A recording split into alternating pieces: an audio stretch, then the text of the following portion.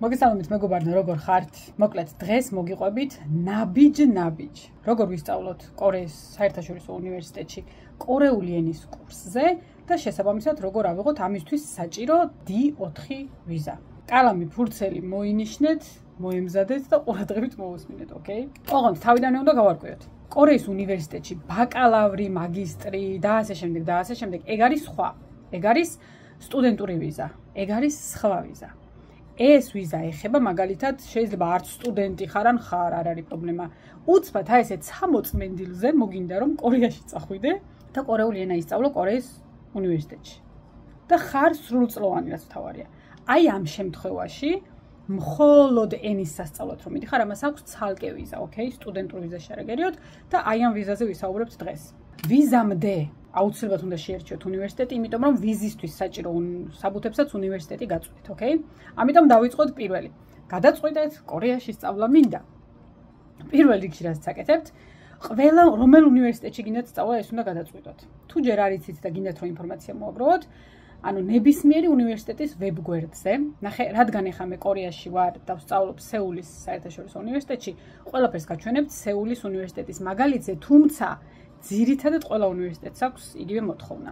პირველ რიგში ვეძებთ მაგალითად Seoul's National University Korean Language Program. ამას რომ ეძებთ, ნახე, Korean Language Education Center Seoul National University. შევდივართ და გვხვდება აი ესეთი page. ეს არის ყველაფერი ენაზე. აი აქ არის ნახე პროგრამები. ბევრი რამეა, მაგრამ ძირითადად პროგრამები აქ არის რეგულარული პროგრამა. არის რაღაცა სხვადასხვანაირი პროგრამები, თუმცა ის რაც დღეს ვსაუბრობთ, ეს არის რეგულარული სტანდარტული პროგრამა. ამიტომ შევდივართ რეგულარ პროგრამა. აი ამაში რომ შედიხართ, ნახეთ აქ რა ხდება. ყველაფერი არის დეტალურად უდეტალურესად ჩამოთვლილი. ნახე რეგულარული პროგრამის შესახებ. ლეველების აღწერა, დონეების აღწერა. ანუ რას ისწავლით, რაში რამდენი პროცენტია, რაში რამდენი ქულა უნდა აიღოთ, აი რა შემთხვევაში ხართ წარმატებული, რა შემთხვევაში ჩაიჭრებით, მე რა უნდა მოიმოქმედოთ, როგორ რასაუბრეთ, ანუ ვადები ყველაფერი დეტალურად არის ჩამოთვლილი. ხალხო, ამიტომ აი ეს თქვენით შეგიძლიათ რომ წაიკითხოთ ყველა უნივერსიტეტის ვებგვერდზე და რომელიც თქვენთან უფრო ისეთი იქნება, მისაღები იქნება, ის აარჩიოთ, თუმცა ძირითადად, ანუ ერთი და იგივე პროგრამით მუშაობს ყველა. ნახე აპლიკაცია. აპლიკაციის პროცედურები ნახეთ, აი აქ არის ჩამოთვლილი. აქ ძირითადად რა არის? ნახე ქვემოთ. Application documents. სააპლიკაციო დოკუმენტები. ის რაც აპლიკაციისთვის გჭირდებათ. აი აქ არის ყველაფერი ჩამოთვლილი. და აქ არის ნახე რეგისტრაცია, აქვე არის დორმი და აქვე არის ვიზა. ნახეთ, აქ არის ჩამოთვლილი ზაფხულის სემესტრი, შემოდგომის სემესტრი, ზამთრის სემესტრი 2025-ში გაზაფხულის უკვე ჩაიარა. ოკეი, ნახე, აქ წერია პერიოდები, როდის არის აპლიკაციის ვადა და უფრო ადრე უნდა დაიწყოთ, რომ ეს აპლიკაციის ვადა რომ გაიხსნება, ყველა საბუთი უკვე მზად გქონდეთ. ოკეი? ამიტომ ეს ინფორმაცია გაქვთ. კურსის აღწერა, ნახე, საათები, დღეში 4 საათი რო არის, რას ისწავლით, რომელი საათიდან რომელ საათამდეა და კიდე რაღაცები რაც შედის იქ. აპლიკაცია. ნახე, ვიწყებთ, მოგვეწონა ყველაფერი, ვიწყებთ აპლიკაციის შევსებათ. ერთი წამით, აი პირობითად სხვა უნივერსიტეტზე რო ვთქვათ, Yonseiზე მკითხეს. ნახე, Yonsei's უნივერსიტეტის კორეული ენის პროგრამა, ნახე, აქაც პირობითად Yonseiში რო შევალთ, ნახე, ეს არის Yonsei's ვებგვერდი უკვე. Yonsei Seoul და კორეა არის top 3 უნივერსიტეტი და ყველაზე მოთხოვნადი. ნახე, აქ არის ჩამოთვლილი. Academic schedule, D4-ზე აპლიკაციისთვის საჭირო საბუთები, payment-ი, ანუ რა გიჯდება, დორმიტორი, ანუ ყველაფერი ჩამოთვლილია, მიხვდით? ნახე, ყველაფერი ჩამოთვლილია, ამიტომ ეს თქვენით უნდა წაიკითხოთ და გაარკვიოთ, ოკეი? გაწყობთ თუ არ გაწყობთ.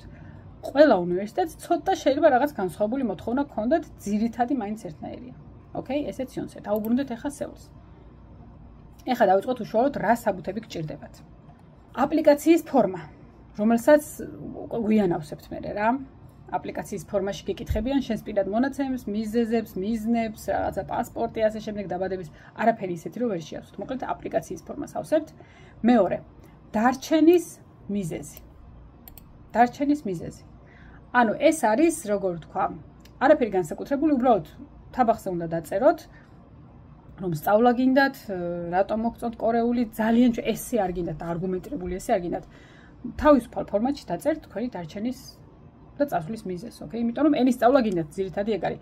შედით AI-ში და დააწერინეთ რამე ChatGPT-ს, რამე საყვარელი პატარა და თქვენი უთხარით რომ ამიტომ მივდივარო და რამე დავიწერო და დაგიწერთ. მესამე არის რეზიუმე, ანუ თქვენი CV. თქვენი CV უნდა გააკეთოთ ინგლისურენოვანზე ან კორეულად და აი ეს CV-ც უნდა მოამზადოთ გასაგზავნად. მე შემდეგი. დასკანერებული ვერსია ოფიციალური graduation, მოკლედ, თქვენი დიპლომი გჭირდებათ. უნივერსიტეტის თუ დამთავრებული, თქვენი დიპლომის სკანერი გჭირდებათ. თუ თქვენი დიპლომი არის ქართულენოვანი, უნდა დააინგლისუროთ და დაააპოსტილოთ. და შემდეგ დაასკანეროთ.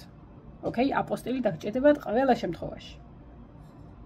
დიპლომი, გარდა ამის გჭირდებათ აკადემიკ ტრანსკრიპტი. აკადემიური ტრანსკრიპტს გაძლევთ თვითონ თქვენი უნივერსიტეტი, სადაც სწავლობდით. ეს არის თქვენი ნიშნების ფურცელი და თქვენი GPA.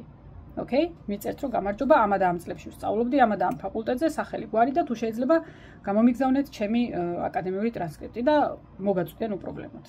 ოკეი? აი ეგ ჭირდებათ, ოღონდ აკადემიურ ტრანსკრიპტებს ზოგიერთი ჩემი უნივერსიტეტი მაგალითად ქართულად მარტო ქართულად ვამზადებთო, ამიტომ მომიწია რომ ეს ტრანსკრიპტიც მეთარგმნა და დამიაპოსტილებინა. თქვენც ესე მოგიწევთ თუ ქართულად მიიღეთ ეს აკადემიური ტრანსკრიპტი. ოკეი? ხო, ხის გაღება მოგიწევთ. წინასწარ ამისთვისაც იყავით. პასპორტის სკანერი დაგჭირდებათ. ასევე დაგჭირდებათ ფოტო 3/4-ზე, ეს პასპორტის სტანდარტული ფოტო რაც არის, რომელიც აუცილებლად უნდა იყოს გადაღებული ბოლო 6 თვის განმავლობაში. დაბეჭდა არ გჭირდებათ, გამოაგზავნინეთ ეს ელექტრონული ვერსია, რომ სადაც დაგჭირდებათ ყველგან მოკლედ ადვირთოთ. და შემდეგი. აპლიკაციის საფასური სხვა არის ხალხო და სწავლის საფასური სხვა არის, ოკეი? აპლიკაციას რომ ავსებთ, იქვე უნდა გადაიხადოთ სადღაც $60-მდე. ოკეი? ეხლა წლიან წლამდე რაღაცები იცვლება, ამიტომ აგ როდესაც შემოხვალთ და შეამოწმებთ, რამდენიც იქნება, მოკლედ იმას იხდით რა. თვითონ როდესაც რეგისტრაციას გადიხართ, იქ არის გადახდის ფანჯარა და ჩვეულებრივ თქვენს ბარათის მონაცემები შეყავთ და ეს ელექტრონულად იხდით რა, ბანკში წასვლა და რაღაცები არ გჭირდებათ. Bank statement, ანუ უნდა წარმოადგინოთ თქვენი ამონაწერი ბანკიდან, რომ თქვენ ანგარიშზე ნამდვილად გააქვთ თანხა, რომელიც შეგიძლიათ რომ სწავლის ფულად გადაიხადოთ, ოკეი? როგორც წესი, ითხოვენ $10,000 ოდენობას. თუ ერთი სემესტრით მიდიხარ, მოდი ახაც ვთქვათ. თითო სემესტრი არის 3 თვის განმავლობაში. ერთი სემესტრი არის 3 თვე. ამ 3 თვიდან 2 თვე და 1 კვირა სწავლობ და შემდეგი 3 კვირა ისვენებ. მთლიანად არის 6 სემესტრი, მაგრამ 6-ვეს ერთად ვერ აიღებთ. ანუ ან ამზადებთ 3 თვიანს, ან ამზადებთ 6 თვიანს. თუ 6 თვიანს გაამზადებთ, მერე გაქვთ აქ შეგიძლიათ რომ გადაიგრძელოთ. მაგრამ თავიდანვე მთლიანად წელიწად-ნახევრის ვიზას ვერ გაიგეთებთ. ოკეი? თუ მიდიხართ მხოლოდ ერთი სემესტრით, რომელიც არის 3 თვე, ამისთვის B4 ვიზა არ გჭირდებათ. ამისთვის ჩვეულებრივად გამოგადგებათ ტურისტული ვიზა. ოკეი? ტურისტულ ვიზას აკეთებთ, როცა ტურისტად ჩამოდიხართ, აგ რას აკეთებთ, კაცშვილი არ კითხულობს, ოკეი? 3 თვის განმავლობაში თვითონ უნივერსიტეტისაც უწერია საიტზე, რომ თუ ერთი სემესტრით მოდიხართ, D4 ვიზა არ გჭირდებათ. ტურისტული ვიზითაც უპრობლემოდ მიგიღებენ. ოკეი? და ტურისტულ ვიზაზე მოთხოვნა არის $3,000. ოკეი? D4 ვიზაზე არის მოთხოვნა $10,000. ამ საკითხს კიდევ დაუბრუნდებით ცოტა მოგვიანებით. გავაგრძელოთ იმ შემთხვევაში, როდესაც ჩვენ მივდივართ პირობითად 2 სემესტრიდან მეტი. როდესაც D4 ვიზა გჭირდება. აი ამისთვის მოკლედ უნდა წარმოვადგინოთ $10,000-იანი ამონაწერი ჩვენი ბანკიდან. ასევე ინგლისურად. სულ ეგ არის, მე მგონი მეტი არაფერი არ გჭირდებათ. აი ეს ყველა დოკუმენტი, რაც ახლა ჩამოვთვალეთ, უნდა მოაგროვოთ, დაასკანეროთ და როდესაც აპლიკაციის პერიოდი გაიხსნება, გახსოვთ იქ რომ ეწერა აპლიკაცია 2 მაისიდან რაღაცა ივლისამდე, ხო? აპლიკაციის პერიოდი რომ გაიხსნება, ნახეთ, ქვემოთ ჩნდება აი ესეთი online application ღილაკი. როდესაც რეგისტრაციას გადიხართ, აუცილებლად ამ გვერდზე უნდა, როგორ თქვა, თქვენი page-ი შექმნათ. არაფერი განსაკუთრებული ლოგინი პაროლი შეყავთ და ეგ არის. გიშვებთ ჩვეულებრივ რა. ხო, აი ეს online აპლიკაცია რომ გამოჩნდება, ჩვეულებრივ შეგატარებთ. თუ გახსნილი არ არის, არ გატარებთ. ოკეი? და იქ არის მერე ჩვეულებრივ რა, იქ უმარტივესად არის, როგორც აპლიკაციას ავთებთ, იქ არის რომ სახელი, გვარი, ატვირთეთ დიპლომი, ატვირთეთ რაღაცა. როდესაც აი ამ ყველა საბუთს ატვირთავთ, ამის შემდეგ ხდება თქვენი საბუთების სკრინინგი და როდესაც აპლიკაციის შევსების დრო დასრულდება, გწერენ პასუხს, რომ გამარჯობათ, ეს არის სეულის უნივერსიტეტი, თქვენი საბუთებმა წარმატებით გაიარა, ამიტომ ეხლა როდესაც უკვე სემესტრის ფულს გადაიხდით, მერე უკვე ოფიციალურად ჩაგხსოვთ და გამოგიგზავნით ყველა საბუთს, რაც ჩვენგან არის საჭირო. ოკეი? ერთი რამე რაც აქ უნდა ვთქვათ, როდესაც საბუთებს აგზავნი. ზოგიერთი უნივერსიტეტი, მათ შორის Yonsei, მათ შორის კორეა, ამ დოკუმენტების, მოთხოვნილი დოკუმენტების გაგზავნას ითხოვენ ფოსტით, ანუ ფიზიკური დოკუმენტების გაგზავნას ითხოვენ. და სეულის უნივერსიტეტი რატო ავარჩიე? მე თავიდან სხვათა შორის მეც იონსეს უმიზნებდი, მაგრამ მე გადმოვედი სეულზე. სეულის უნივერსიტეტი გთხოვს ყველა საბუთის გაგზავნას ონლაინ სკანერით, რაც არის უფრო სწრაფი, უფრო იაფი და უფრო უსაფრთხო. გზაში რო დაიკარგოს საბუთები, არავინ არ არის პასუხისმგებელი. მაგრამ თქვენ თუ მაინც და მაინც სხვა უნივერსიტეტი გინდათ, იქ ნახეთ. აუცილებლად ფოსტით უნდა გაგზავნოთ ფიზიკური დოკუმენტები თუ ონლაინად შეიძლება. ოკეი, აუცილებლად იქნებათ ეგ ინფორმაციის ჩამონათვალში.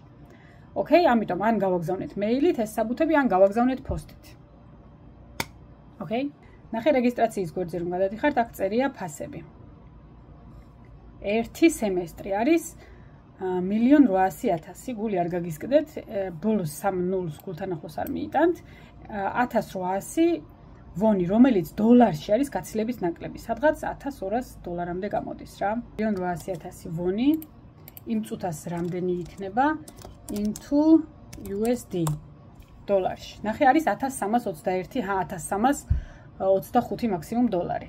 ოკეი, ამიტომ იქ რამდენი ნულები წერია, ამან არ შეგაშინოთ. დღეის მდგომარეობით ეს არის ერთი სემესტრის ღირებულება არის $1325 დაახლოებით. ოკეი, ერთი სემესტრი არის 3 თვის ღირებულება. და როდესაც აი ეს საბუთების სკრინინგი მორჩება, მე არის პერიოდი აქედან აქამდე უნდა მოახდინო გადახდა აი ამ თანხის. ნახე, თუ ერთი სემესტრი გინდა, გადაიხდი ერთი სემესტრის თანხას, თუ ორი სემესტრი გინდა, იხდი ორი სემესტრის თანხას.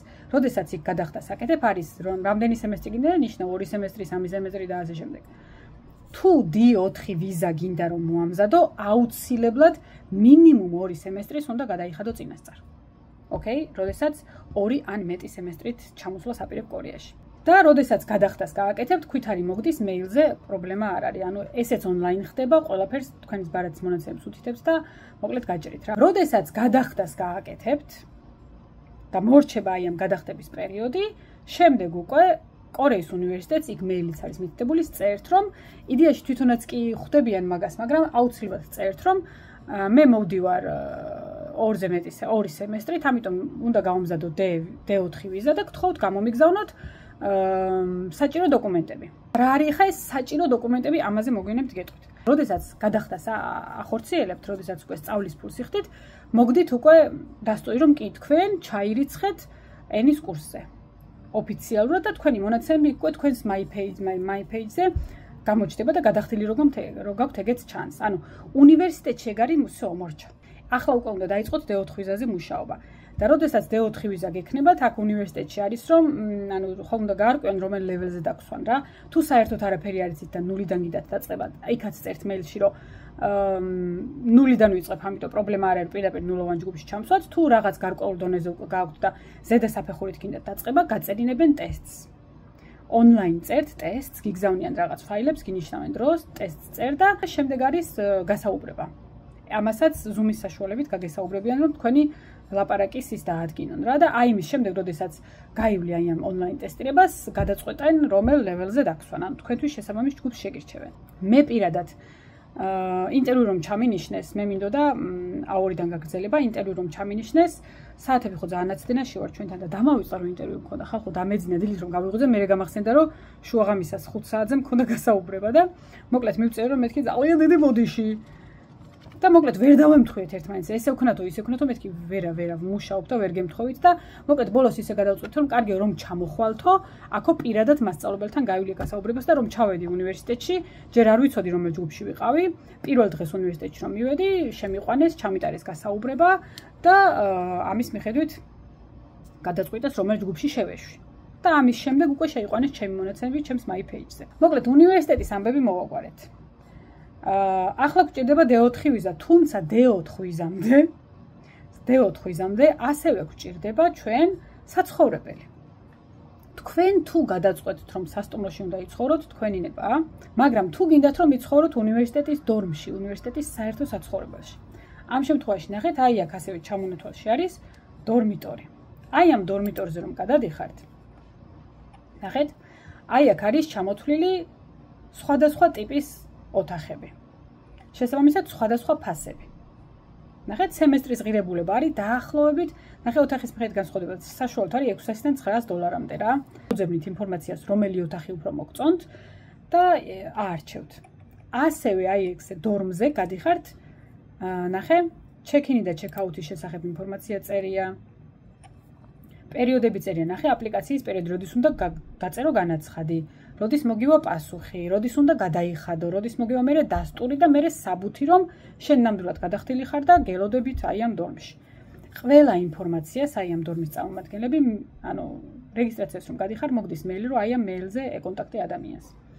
ყველაფერზე წერენ პასუხს, თუმცა არ გსჭირდება ეს მეილი, ხალხო, ყველაფერი არის დეტალურად ჩამოთვლილი. აი მართლა ყველაფერი აქვს დეტალურად ჩამოთვლილი. ნახე წესები და რეგულაციები, დორმის აპლიკაცია, ნახე აპლიკაცია. აპლიკაციისთვის არაფერი არ გჭირდება, როდესაც უნივერსიტეტი მიგიღებს და აი იმ საბუთს მოგცემენ, მიღების საბუთს და ბაზაში უკვე ფიქსირდები, აქ არაფერი არ გჭირდება რა. მხოლოდ იმებს უთითებ თარიღებს, როდიდან როდემდე გინდა აი ამ დორმში ცხოვრება და მერე იხდი. დორმში რომ გადავიხდით, დორმიდანაც მოგდის დასტური, როგორ ქვია მაგას?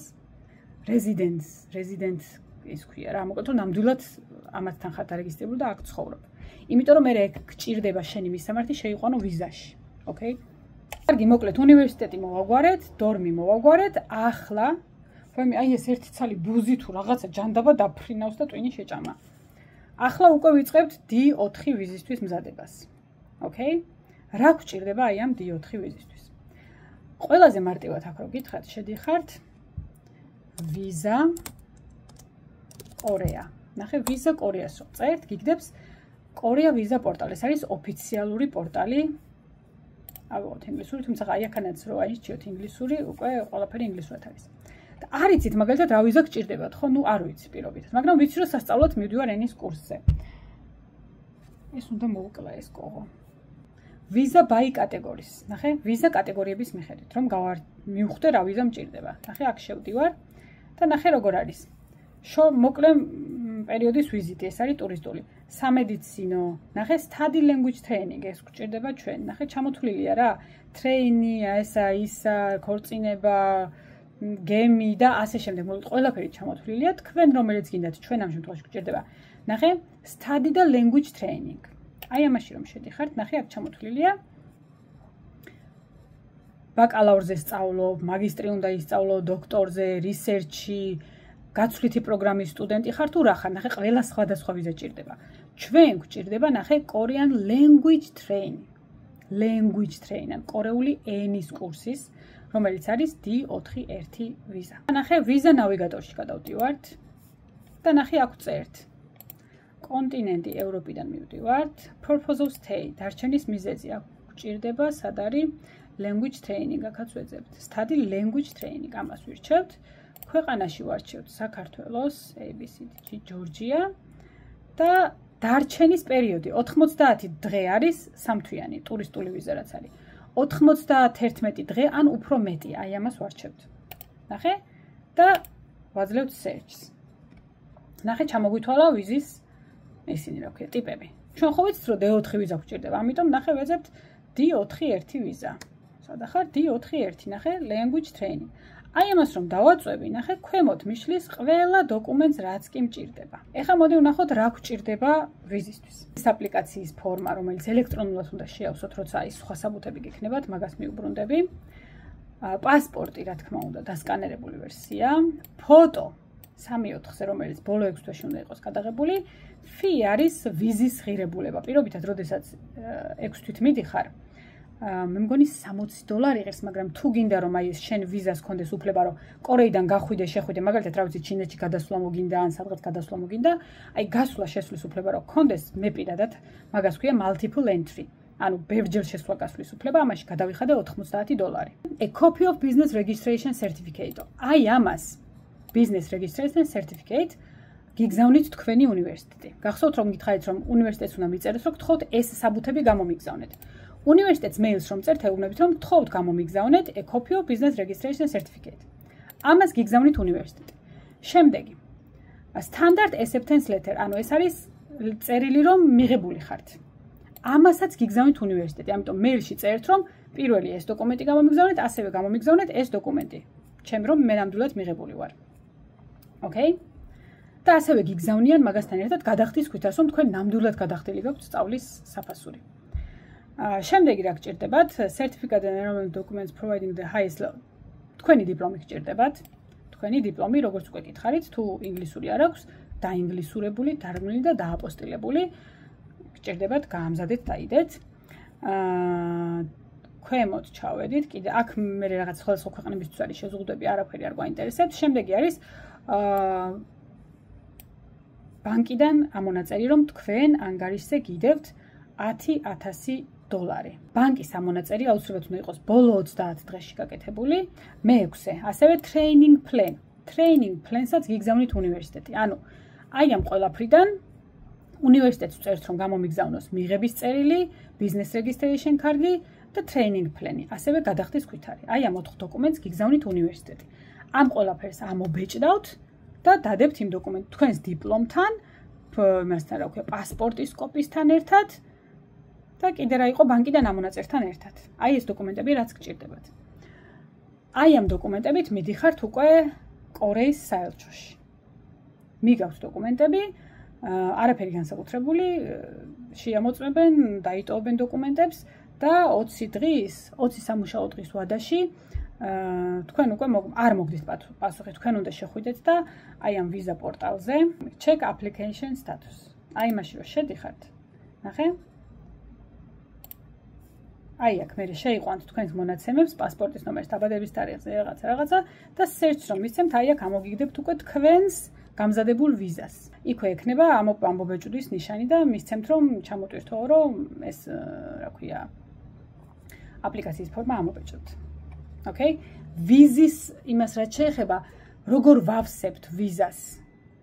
ესა რა ქვია, ტურისტულ ვიზას როგორ ვავსებთ, ამის შესახებ დევს უკვე ცალკე ვიდეო. ძირითადად იგივე აქაც, უბრალოდ ტურისტულის ნაცვლად ვუთითებთ language training, ანუ D4 ვიზას უთითებთ. Okay, მეტი არაფერი არ იცვლება, D4 ვიზას უთითებთ და ესა რა ქვია, ძირითადად ინფორმაცია რაც გჭირდებათ, ეს არის რომ უნდა მივუცოთ თქვენი მისამართი, სადაც რჩებით, რომელიც გითხარით რომ დორმს რომ დაიქირავთ, იმის მისამართს გადმოიტანთ და დააკოპირებთ. ასევე გჭირდებათ თარიღი, როდის მიფრინავთ. დორმს უწერია თვითონ სახლში შესახლება, რომელი რიცხვიდან შეგიძლიათ. ამიტომ, აი, როდესაც დორმში შესახლება იწყება, აი ამ თარიღისთვის რომ ჩამოხვიდეთ, ყველაზე კარგია რა. ამიტომ თვითფრინავის ბილეთსაც ისე ყიდულობთ, რომ ჩამოხვალთ, უკვე შესვლის შესაძლებლობა გქონდეთ. როგორც წესი, სემესტრების მიხედვით თარიღები წინასწარ არის მთელი წლის გათვლილი, ამიტომ პირობითად თქვენ თუ გინდათ რომ აი ბილეთი უფრო ადრე იყიდოთ, იმიტომ რაც ადრე იყიდეთ, უფრო იაფია. რაღაც 3-4 თვით ადრეც რო იყიდოთ, ჩვენ ვიყიდეთ 5 თუ რამდენი თვით ადრე არ ვიცი. და თუ იცით რომ დორმში შესვლა, მაგალითად შემოდგომის სემესტრზე დორმში შესვლა ამ რიცხვიდან იწყება, აი მაგ რიცხვიდან ვიღებ უკვე თვითფრინავის ბილეთს რა. ხო. ვიზაზე რა უნდა გაითვალისწინოთ? ერთ-ერთი გრაფა შეგხვდებათ ვიზის შევსებისას, D4 ვიზის შევსებისას, თუ არის უნივერსიტეტი, რომელიც გიგზავნით მოწვევას. მართალია უნივერსიტეტი მიღების წერილს გიგზავნით და ეს ფაქტობრივად მოწვევა, თუმცა ეს D4 ვიზაზე არ გჭირდებათ. ამიტომ უბრალოდ იქ გაუთიშავთ, დაუწერთ no და ეს ფანჯარა აიკეცება და შევსება აღარ დაგჭირდებათ. რატომ? იმიტომ რომ მოწვევა არის იმ შემთხვევაში, როდესაც დაფინანსებას და რაღაცებს გიკეთებენ სკოლარშიპებს რა. ეგ უფრო არის სტუდენტურ ვიზაზე. D4 ვიზაზე აი ამ ფანჯარას უბრალოდ ტოვებთ. ეუბნებით რომ არ მაქვს უნივერსიტეტი, რომელიც მიწვევს.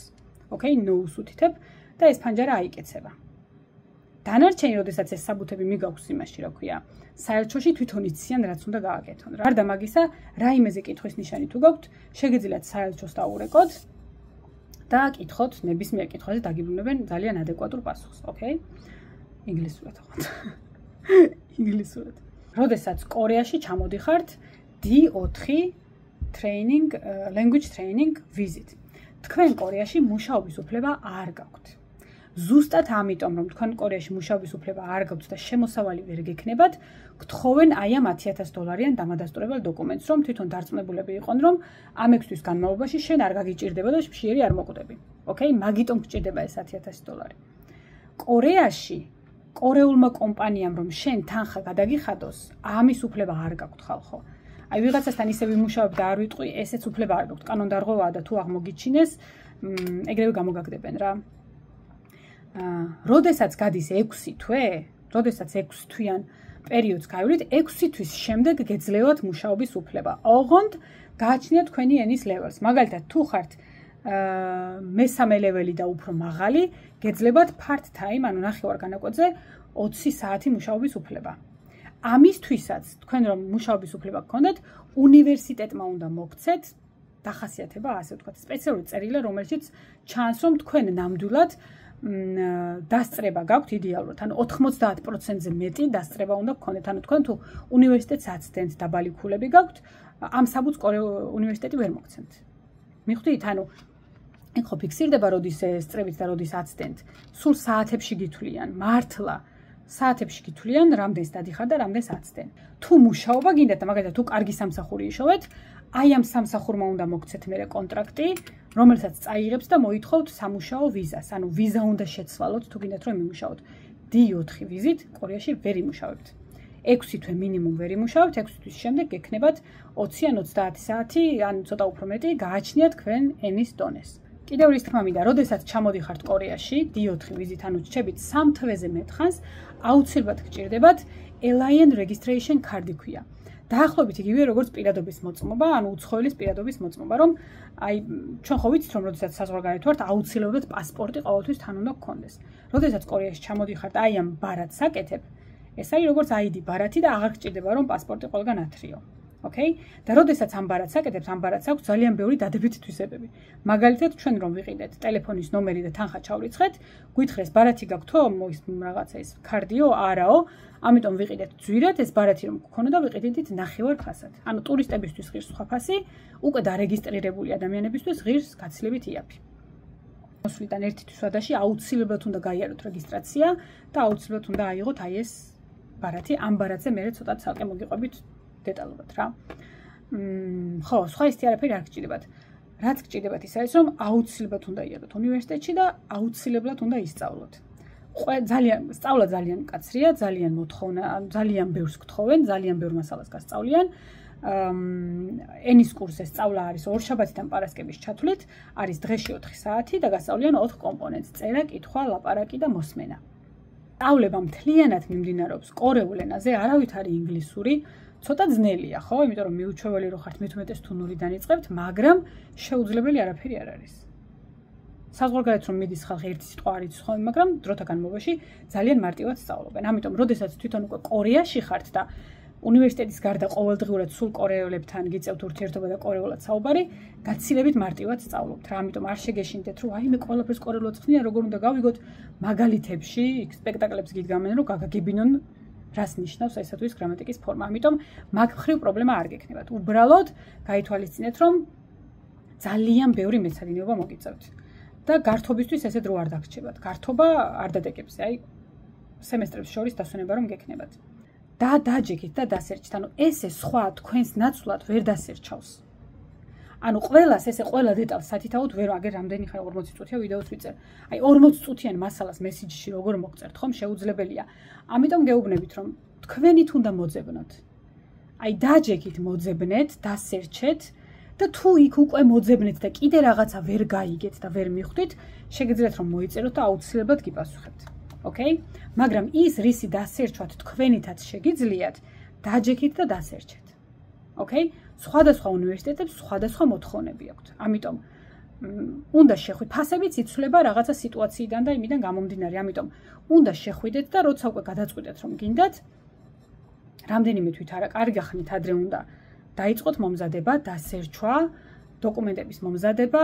საქართველოში მაგალითად აპოსტილები რომ გჭირდებათ, თვეზე მეტი უნდა აპოსტილს, თუ 18 დღე თუ რაღაც უნდა. ანუ ყველაფერს დრო უნდა რა, ამიტომ საკმაოდ ადრე უნდა დაიწყოთ მომზადება. ყველაფრის თარიღები აქ გიწერიათ და მიხვდებით რამდენი ხნით ადრე უნდა დაიწყოთ მომზადება. Okay? ვიზაც, იქ აპლიკაციაც, ანუ ყველაფერი წერია, ამიტომ თქვენით შეგიძლიათ რომ გადაწყვიტოთ და განსაზღვროთ აი ეს დროის პერიოდი. Okay? მათ შორის თანხა აუცილებლად ნახე ვიზაზე, ტურისტულ ვიზაზე ვთქვი მაგალითად რომ $3000 რომ გიდევს, როდესაც ტურისტულით მოდიხარ, არავინ არ გავალდებულებს რომ ეს თანხა დახარჯო. მათ შორის 10000-ით რომ მოდიხარ კორეულ სასწავლებლად, არავინ არ გავალდებულებს რომ ეს თანხა უნდა დახარჯო. Okay? მაგრამ გაითვალისწინეთ რომ კორეაში რომ ჩამოდიხართ, მუშაობის უფლება არ გაქვს.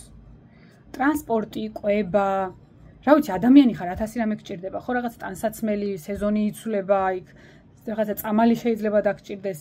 ამიტომ ხო უნდა დახარჯო რაღაც თანხა, ამიტომ თანხა აუცილებლად უნდა გედოთ, მიხვდით? პირობითად მე კორეიდან მუშაობ, საქართველოში მოსწავლეები მყავს და ონლაინ მუშაობ, ეს არავითარი პრობლემა არ არის. ანუ ამაში თქვენ თუ ონლაინ სადმე იმუშავებთ, ამის უფლება გააქვთ და პრობლემა არ არის. მთავარია რომ კორეულ კომპანიაში ვერ იმუშავებთ და კორეული კომპანია ვერ გადაგიხდით. რატომ იცით? როდესაც კორეული კომპანია თქვენ გიხდით, ის ხომ ამას საბუთებში ატარებს და 20% სახელმწიფოს უნდა გადაუხადოს. ანუ თქვენ ხართ იმ კომპანიის დასაქმებული, რისი უფლებაც არ გაქვთ. მიხვდით? ამიტომ არ გაქვთ უფლება, მაგრამ საქართველოში რომ იმუშაოთ და ქართულ ბარათზე დაგარიცხოთ თანხა, ეს შეგიძლიათ. ქართულ სამსახურებში რომ დარჩეთ ონლაინ. ან არ ვიცი, სხვა ქვეყანაში რომ ასწავლოთ, ოღონდ თვითონ კორეაში არა. ამიტომ ის რომ თანხა უნდა გედოთ ანგარიშზე, რომლის დახარჯვაც მოგიწევთ, ეს წინასწარ უნდა იცოდეთ, ოკეი? 6 თვე საკუთარი თავის შენახვა უნდა შეძლოთ. მინიმუმი მაინც უნდა გქონდეთ, რომ აი კვებაში და ტრანსპორტში გამოგადგეთ. და ელემენტარული რაღაც არ ვიცი, ავად რომ გახდეთ და წამალი დაგჭირდეთ. უი ხო, დაზღვევა. მაგალითად ტურისტულ ვიზაზე გჭირდება აუცილებლად სამოგზაურო დაზღვევა. როდესაც მოდიხარ სასწავლო D4 ვიზით, დაზღვევა გჭირდება, ოღონდ როგორი რაღაცაა. ნახე, მაგალითად, ყველა უნივერსიტეტს აქვს თავისი დაზღვევის პაკეტი. ჩვენ მაგალითად მედანიამ ავიღეთ უნივერსიტეტის დაზღვევის პაკეტი. ან თვითონ უნივერსიტეტის არ არის, უბრალოდ უნივერსიტეტს აქვს, როგორ თქვა, შეთანხმება რა. და იქ არის მითითებული, რომ რომელიმე უნივერსიტეტიდან ხომ არ რეგისტრირდებით და უთითებ შენ უნივერსიტეტს რა. ეს არის დაახლოებით რა გადავიხადეთ? $78. მე მგონი დაახლოებით $78 იხდი. ეს არის 7 თვიანი ჯანმრთელობის დაზღვევა. მაგრამ შეგიძლია რომ შენივე ქვეყანაში გააკეთო დაზღვევა და იმით წამოხვიდე. ოღონდ აი ამ პერიოდზე, როდესაც კორეაში რჩები 6 თვეზე დიდხანს, 6 თვის შემდეგ შენ ავტომატურად ერთვები უკვე კორეის სახელმწიფო დაზღვევის სისტემაში. ოკეი? მაგრამ 6 თვემდე შენ არ ხარ სახელმწიფო სისტემაში. მოდი ესე ვთქვათ, ამიტომ გჭირდება დამოუკიდებელი დაზღვევა. თუ გინდათ მაგალითად ეხა მართლა ისე 60 წელზე თუ მოდიხართ და ჯერ არ იცით რა დაგხვდებათ ან როგორ შეეგუებით აქაურობას ან სწავლის იმას პროცესს როგორ შეეგუებით, შეგიძლიათ რომ სცადოთ ჩამოსვლა კორეაში 3 თვით, რომლისთვისაც D4 ვიზა არ გჭირდებათ და ამდენი თანხა არ გჭირდებათ და ამდენი თავშესახელები დოკუმენტები არ გჭირდებათ, პირობითად შეგიძლიათ სცადოთ ჩამოხვიდეთ ტურისტული ვიზით. ამის უფლება გაქვთ, კანონიერია, პრობლემა არ შეგექმნებათ. ანუ უნივერსიტეტში ჩვეულები როგორც ვკითხეთ, რეგისტრირდებით, ოღონდ ერთ სემესტრს უთითებთ, რომ ერთი სემესტრით მინდა სწავლო და შესაბამისად ერთი სემესტრისაც იხდით, დორმსაც მხოლოდ ერთ სემესტრზე ჯავშნით და ამისთვის არ გთხოვენ არაფერ დამატებით იმას, რა ქვია, საბუთებს და არც რაღაცების გამოგზავნა გჭირდებათ, ოკეი? როდესაც ვიზა შეგაქვთ, შეიტანთ ტურისტულ ვიზას, რომლის ვიდეოც უკვე ძალიან დეტალური ვიდეო ცალკე დევს და შეგიძლიათ რომ უყუროთ, ჩამოდიხართ ტურისტად და 3 თვის განმავლობაში აქ სწავლობთ. ანუ, მაგრამ მოკლედ ჩამოხვალთ, 3 თვეს ცადეთ, როგორ მოგეწონებათ, თუ მოგეწონებათ, მე შეგიძლიათ რომ უკვე დაფიქრდეთ, გაიგრძელოთ, გააკეთოთ.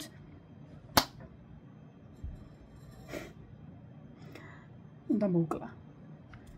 და გადაწყვეტოთ ერთი სიტყვით რა. თუ დარწმუნებული ხართ და იცით რაც გინდათ, ჯობია რომ 6 თვით ჩამოხვიდეთ და აქვე გაქვთ მე გადაგრძელების საშუალება. და ბარომ ანუ ყველა სამთვეში იმაში ხო არივლით საბუთებზე და ვიზებზე, ხო? ჯობია რომ გააკეთოთ, მაგრამ თუ არ იცით და გინდათ რომ ჯერ სცადოთ და შეხედოთ რა არის, კარგი საშუალებაა რომ ჩამოხვიდეთ ტურისტულით და ერთი სემესტრის განმავლობაში ისწავლოთ. ხო, მოკლედ, რას გადაწყვეტ, როგორ გადაწყვეტ, ინფორმაციას კარგად გაეცანით, კარგად წაიკითხეთ,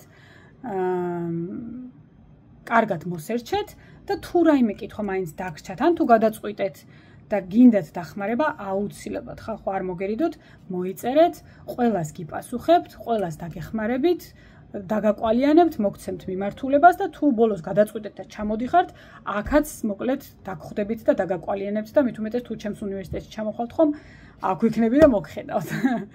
ოკეი? ასე რომ მოკლედ მინდა რომ ეს ვიდეო ამ ვიდეოსაც იმიტომ წერო რაღაცები მათ შორის რაც საიტებზეა მითითებული მე აღმოჩნდება ხოლმე რომ ისე ასე ანუ ქართულ ჩვენი საერთო ვებგვერდები ხო აზრი არ აქვს შესვლას ანუ ნუ შეხვალთ აზრი არ აქვს რა ვერაფერს ვერ გაიგებთ ძალიან სამწუხაროა მაგრამ ესეა რა ყველაფერს ვეძებ ოფიციალური კორეის ოფიციალური ვიზის პორტალზე რაც არის საერთაშორისო რა აი ამებს და თვითონ უნივერსიტეტის საიტებზე უნდა მოძებნოთ ყველაზე სანდო და ისეთი ინფორმაცია მანდ წერია ხო და მინდა რომ ყველამ ვისაც გინდათ რომ ჩამოხვიდეთ ჯერ ერთი რომ ფსიქოლოგიურად მომზადებული ჩამოხვიდეთ რა გელოდებათ რა დაგხვდებათ და საბუთები ყველაფერი კარგად მოამზადოთ იმისთვის რომ მე საერთოში არ გითხრა ნუ არის და გული არ დაგწვეთ ოკეი ყველა საბუთი თუ წესრიგში გექნებათ როგორც წესი პრობლემა არ შეგექმნებათ რაც შეეხება ენის დონეს არ გჭირდებათ ხალხო არც ინგლისური თუ არ იცით, არც კორეული თუ არ იცით, მარტო ქართული თუ იცით, მაინც შეგიძლიათ ჩამოსვლა. არ არის პრობლემა. თქვენ ამაში იხდით, რომ ენა ისწავლოთ. ამიტომ არავითარი პრობლემა არ არის. ანბანიც რომ არ იცოდეთ, მაინც შეძლებთ რომ ჩამოხვიდეთ და ნულიდან ანბანიდან დაიწყებთ სწავლას. იმედი მაქვს, რომ ეს ვიდეო თქვენთვის სასარგებლო იყო. თუ რაიმე კითხვა დაგრჩათ, თუ რაიმე გაინტერესებთ, თუ რამეში დახმარება დაგჭირდებათ, შეგიძლიათ კომენტარებში დაწეროთ, ჩემს სოციალურ ქსელებზეც მოიწეროთ. საქართველოს და კორეა აცდენილია დროში და დაუყოვნებლივ არა, მაგრამ მოგვიანებით აუცილებლად გიპასუხებთ. ხალხო, მართლა ყველას ვპასუხობ. აბსოლუტურად ყველას ვპასუხობ. იმედი მაქვს, რომ მნიშვნელოვანი არაფერი გამომრჩენია. მოკლედ, ყურადღებით უყურეს ვიდეოს და გელოდებით უკვე კორეაში მეგობარნო.